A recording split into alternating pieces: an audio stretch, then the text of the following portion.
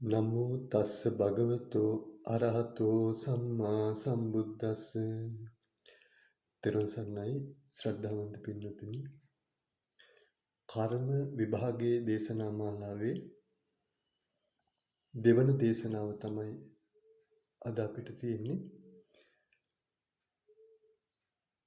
ජනකම් උපත්තම්බකම් උපපීලකම් උපඝාතකම් චේති කිච්ච වශයෙන් කියලා කෘත්‍ය වශයෙන් කර්ම චතුස්කය තමයි අපිට මුලින්ම සාකච්ඡා කරන්න තියෙන්නේ.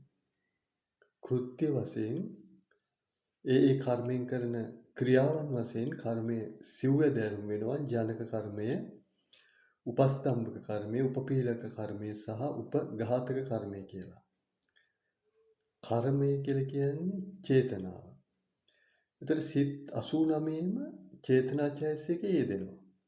නමුත් සිත් 89 යෙදෙන චේතනාව කර්මයේ බවට පත් වෙන්නේ නැහැ. කර්ම වෙන්නේ කර්ම සිත්වල යෙදෙන චේතනාව විතරයි. කර්ම සිත් 29ක් තියෙනවා. අකුසල් සිත් 12, මහා කුසල් සිත් 8, රූපාවචර කුසල් සිත් 5 සහ අරූපාවචර කුසල් සිත් 4 කියලා. අන්නේ කර්ම සිත් 29 යෙදෙන චේතනාව කර්මයේ බවට පත් වෙනවා. ඒතර ඒකෙන් මේ බලවත් භාවයට පත් වූ කර්මයකින් තමයි පටිසන්ධි විපාකයක් ගේන්න පුළුවන්. ඒ කියන්නේ දැන් අපි උදාහරණයක් විදිහට ගත්තොත් අපිට චක්සුද්්වාරික චිත්ත වීතියක් ඇති වෙනවා වර්ණ රූපාරම්මණයක් අරමුණු කරගෙන. ඒ වර්ණ රූපාරම්මණයේ චක්කු ප්‍රසාදී ගැටිලා චක්සුද්්වාරික චිත්ත වීතියක් ඇති වෙනවා. එතකොට මේ චක්සුද්්වාරික චිත්ත වීතියේ ජවනය, ජවන් කියන්නේ පින්පව් සිත්, චක්සුද්්වාරික චිත්ත වීතියේ ජවනය පටිසන්ධියක් විපාක ගෙන දෙන්න සමත් නැහැ. මොකද ඒක බලවත් කර්මයක් බවට පත් වෙලා නැහැ. ඒ චක්සුද්්වාරික චිත්ත වීතියට පස්සේ ඒ අරමුණේ එල්බගෙන උපදින අනුබද්ධන මනෝද්වාරික චිත්ත වීති 3කට පස්සේ තමයි බලවත් භාවයට කර්මයපත් වෙන්නේ. කර්ම සාධන භාව අර්ථ සාධක කර්ම චිත්ත වීතියක් ලැබෙන්නේ හතරවෙනි මනෝද්වාරික චිත්ත වීතිය ලැබෙනකොට. ඒ වගේ දැන් මනෝද්වාරික චිත්ත වීතියක් පංචද්වාරයේ ආරම්භණයක් නොගැටි කෙලින්ම මනෝද්වාරයේ කැටිලා මනෝද්වාරික චිත්ත වීතියක් ඇති වුණත් ඒ හැම මනෝද්වාරික චිත්ත වීතියක්ම බලවත් භාවයට පත් වෙනව නෙමෙයි. ඒ කර්මයේ බලවත් භාවයට පත් වූ කර්මයන්ගෙන් තමයි, ඒ කියන්නේ කර්මපත බවට පත් වෙනවා කියන එකට, කර්මපත බවට පත් වූ කර්මයන්ගෙන් තමයි පටිසන්ධි විපාක ගේන්නේ.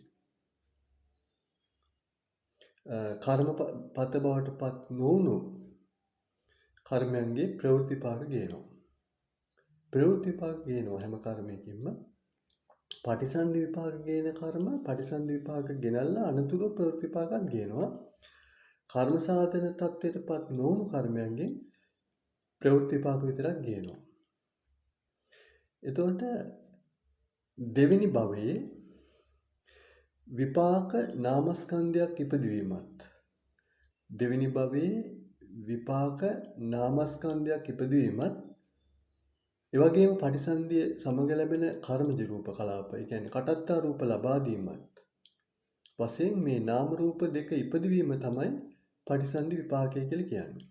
පටිසන්ධි විපාකය කියලා කියන්නේ අලුත් භවයේ නාම රූප ස්කන්ධයක් ලබා දීමත්, ඒ මොහොතේම කර්මජ රූප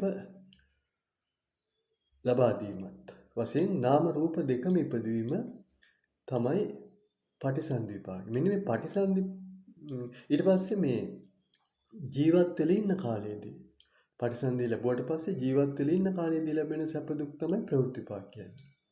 මෙන්න මේ විදිහට පටිසන්ධි විපාක සහ ප්‍රවෘත්ති විපාක දෙකම ලබා දෙන කර්මය ජනක කර්මය කියලා කියනවා. කිච්ච වශයෙන් කර්මය විභාග කරනකොට, කෘත්‍ය වශයෙන් කර්ම විභාගය කරනකොට ප්‍රධානම කර්මය වෙන්නේ මේ ජනක කර්මය. ජනක කර්මයෙන් තමයි අපිට උපතක් ලබා දෙන්නේ. එතකොට දැන් අපි මේ ජීවිතේ සුගතියේ මනුස්ස ලෝකේ ඉන්නේ. පෙර ජීවිතයේ මරණාසන්න මොහොතේ අපිට මරණාසන්න මොහොතේ ඉදිරිපත් වෙලා තියෙන්නේ කුසල කර්මයක්. කාමාවචර කුසල කර්මයක්. මහා කුසල් සිත් 8 අතරින් එකක් තමයි අපිට අනිවාර්යයෙන්ම ගේ ජීවිතේ මරණාසන්න මොහොතේ ඉදිරිපත් වෙලා තියෙන්නේ. මරණාසන්න කාලයේ ඒ චිත්ත වීතිවල ජවණයට. ඊට අදාළව අපිට තමයි මේ මහා විපාක සිතකින්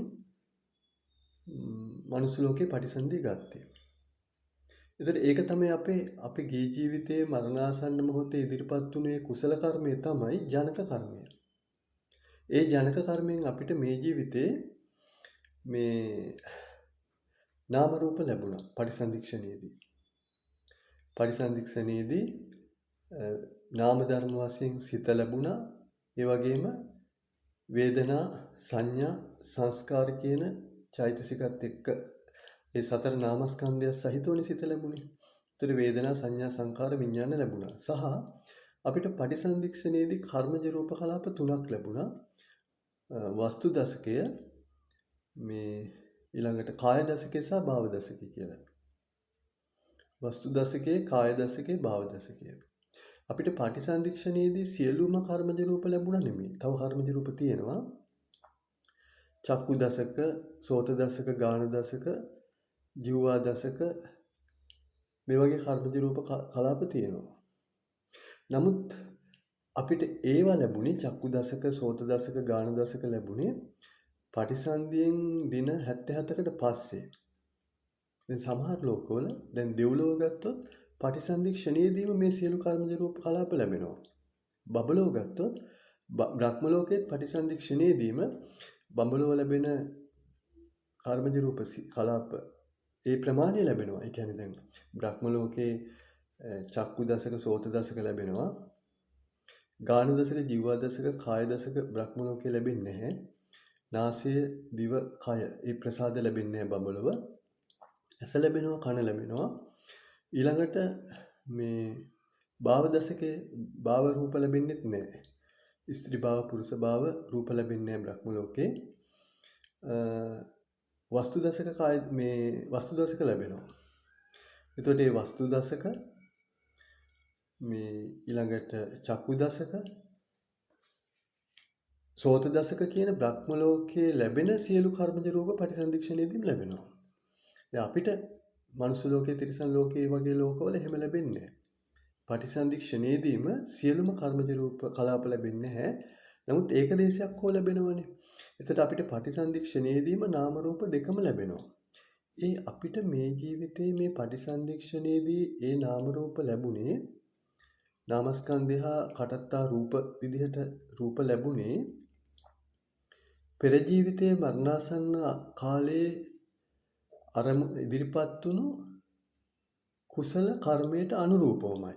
අන්න ඒක තමයි ජනක කර්මය. ඒ ගේ ජීවිතයේ මරණාසන්න මොහොතේ ඉදිරිපත් වුණු කුසල කර්මයට අනුරූපව අපිට මේ ජීවිතේ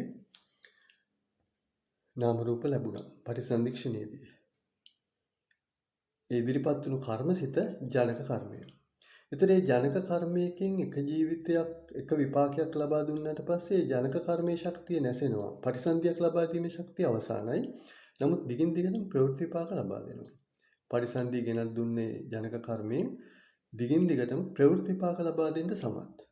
පටිසන්ධි විපාක නම් එකයි ලබා දෙන්නේ එක ජනක කර්මයකින්. එතකොට දැන් මේ ජනක කර්මය, කුසල ජනක කර්මය, අකුසල ජනක කර්මය කියලා දෙකක් තියෙනවා.